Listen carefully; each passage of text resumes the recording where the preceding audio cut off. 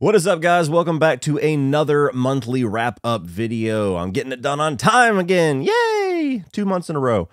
Now, we have 5 movies to talk about this month. Not anywhere near as many titles as the past couple of months, but there was no bullshit drama, so let's take the victories that we get. May was an extremely busy month for me, just in my personal life, as well as 31 on 31, taking a lot of my viewing time with catching up on all those movies, getting the recording and editing done. Thank you to everybody that joined us for that one. It was another huge success for me. Had a lot of fun. But yeah, only 5 titles to talk about this month, and overall, pretty mediocre month of movies. Starting off at number 5 is a movie that I completely missed in theaters multiple weekends in a row. I tried to find time to go and check it out because just the poster alone intrigued me. I did not watch a trailer, but the names attached to this really got me hyped up and just didn't get a chance to check it out. But luckily, just 2 nights ago, as I sat down after doing the live stream of 31 on 31, I got a chance to check this out because it was already on VOD. And that is Hypnotic. This is a film by Robert Rodriguez, starring Ben Affleck. And I was shocked at how bad this was, honestly. Like, it seriously puzzled me, and not in the way that they were intending throughout the movie. So essentially the premise here is that you got Ben Affleck, who is this detective, and his daughter went missing, was abducted a while ago, and he is investigating this bank robbery, comes across this guy that seemingly is controlling people with like mental suggestion. And he goes down this big rabbit trail and finds this like society of people called Hypnotics that are able to control people's thoughts and get them to do things. And it goes bonkers from there. On paper, it sounds way more interesting than it actually is. And all throughout this movie, through the setup, I was kind of confused. I was like, okay, is it a cop movie? Is it a detective movie? Oh, it's a little supernatural. Oh, it's kind of like Inception a little bit.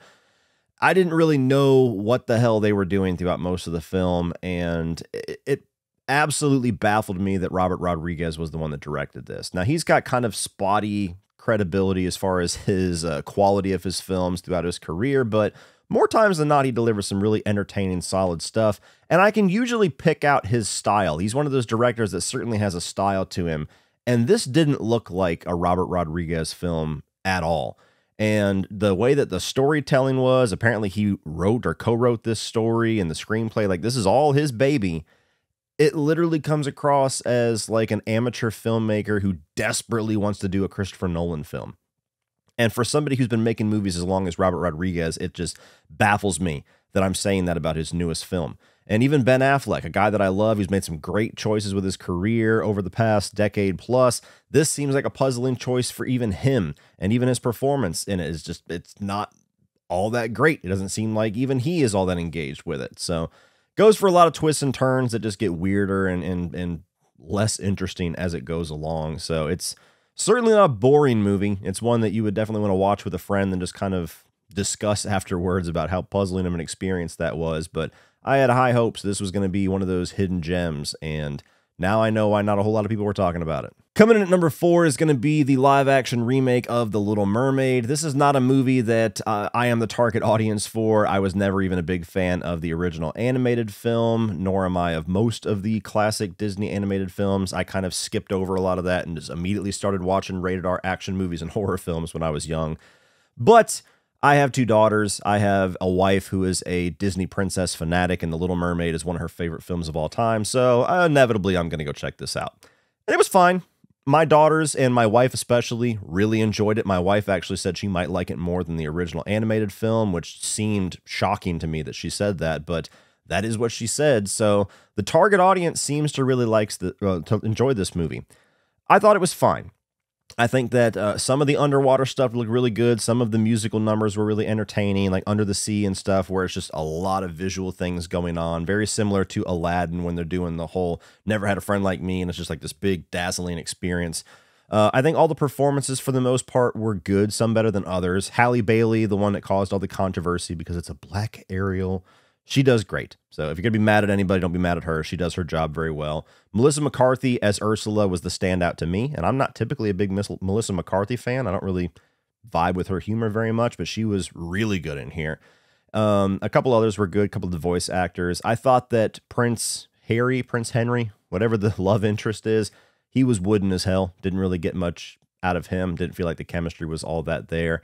The movie is too long. They certainly expanded on some of the story and added some things in, added some music numbers to make it longer than the original animated film, and all it did was just draw out the story. And like most of these live action Disney remakes, I don't know if this story serves live action anywhere near as good as it does animation, because like the whole middle section of this film where Ariel can't talk, and it just kind of bored me a little bit as a viewer of live action characters. It just kind of felt disengaged from that entire section of the story, where as an animated film, I could see them being able to do a lot of fun, goofy things with that. So it was fine. One of the better live action Disney remakes, but still a movie that feels unnecessary and just a huge cash grab. Coming in at number 3 is a movie called The Machine, the Burt Kreischer movie. And I took my son to go see this at like a 10 o'clock screening. It was the only screening the night that it came out at my local theater. He is a massive Burt Kreischer fan. Admittedly, I have not seen very much of his stand-up. I'm sure he's hilarious, but I don't have a lot of experience with his comedy. But my son loves him, so I took him to go see this film. And I knew enough about it. I knew about the Machine story. That's one of his best or most popular bits in his stand-up. And so this is kind of like a movie adaptation of his stand-up act. And so I knew enough going into it to grasp what the movie was going to be. And it was fine. It was funny, but it wasn't like laugh out loud, hold your gut funny. And to be honest with you, that I feel like I haven't watched a comedy that's been that funny in 5, 6, 7, 8, 9, 10, 11, 12 years. I mean, it just feels like an eternity since comedies were genuinely hilarious. And I don't know if it's because of the PC and people not able to do risky comedy and things have to be much less offensive nowadays. I don't know what it is, or maybe just my sense of humor has just gotten so specific as I've gotten older that I'm just a much harder audience than I used to be. But for a movie that's genuinely funny like this, it just didn't really have me laughing a mile a minute. There was a couple of genuinely good little visual gags and little gore laughs in here because it is a violent movie.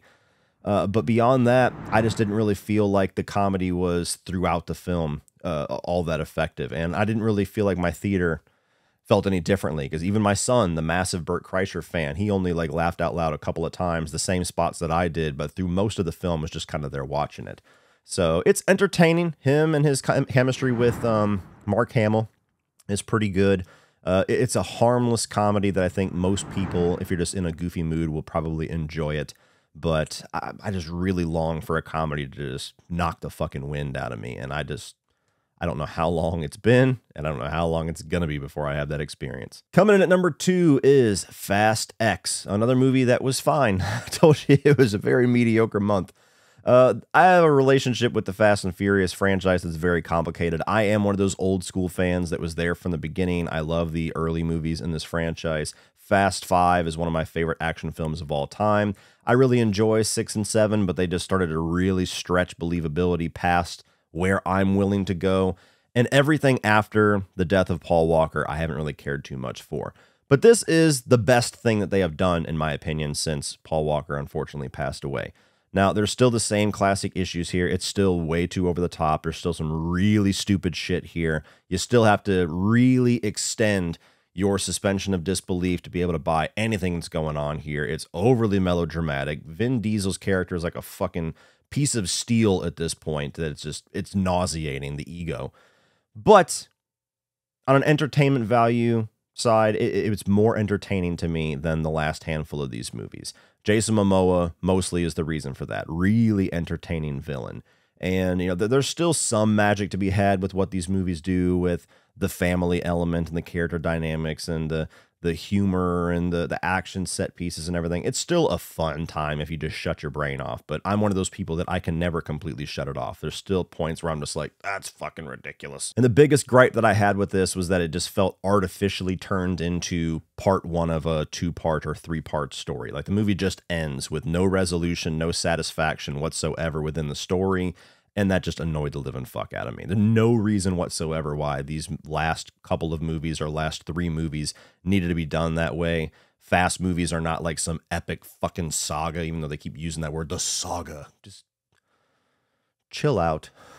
Just chill the fuck out. Everybody that makes these movies, I feel like they're just delusional about the types of movies that they're making. But coming in at number 1, the only movie that I was pretty overwhelmingly positive on, especially compared to the others, and that's Guardians of the Galaxy Volume 3. Now, this is still not a movie that like knocked my socks off. This is not a movie that I would say is like the best MCU movie ever or the best in a very long time. It's one of the better ones that they've done here recently for sure. Better than most of the movies in Phase 4, easily. And I did enjoy it more than Guardians of the Galaxy Volume 2. The characters here are just so enjoyable, and the actors that portray them. I like this world. And what I appreciate most about this was that it felt like a movie that was allowed to be a singular movie. It was allowed to be a James Gunn Guardians of the Galaxy movie. It wasn't bogged down with setting up a bunch of things in the future or answering a bunch of things from the past 3 or 4 movies or, doing any kind of universe building. It was just there to be a satisfying conclusion to the Guardians of the Galaxy as we know it. And I think for the most part, they succeeded very well with that. There's a lot of emotion in this one. One of the most emotional, if not the most emotional MCU movie. And I appreciated that. It goes down some dark paths. It actually lets you feel everything because it doesn't cut it with some stupid ass dad joke 3 seconds after something dark and tragic happens.